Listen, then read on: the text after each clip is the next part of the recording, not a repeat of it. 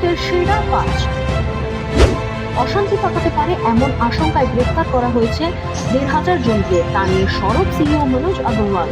আমরা বলি না একে ওকে গ্রেফতার করুন, সিইও অফিসে প্রচুর অভিযোগ আসছে, সেই তথ্য যাচাই করেই সন্দেহজনকদের গ্রেফতার করছে পুলিশ।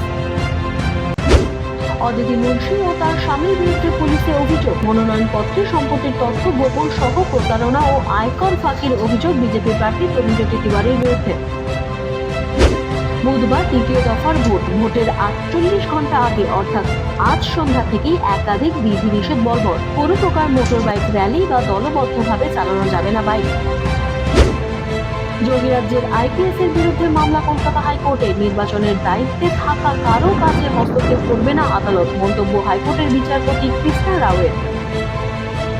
অন্তঃসত্ত্বা অবস্থায় রণবীরকে নিয়ে মুম্বাই ছাড়লেন দীপিকা। শোনা যাচ্ছে অন্তঃসত্ত্বা অবস্থাতেই অভিনেতা আল্লু অর্জুনের সঙ্গে পরিচালক অ্যাটলির আগামী ছবি রাকার কাজ শেষ করবেন তিনি।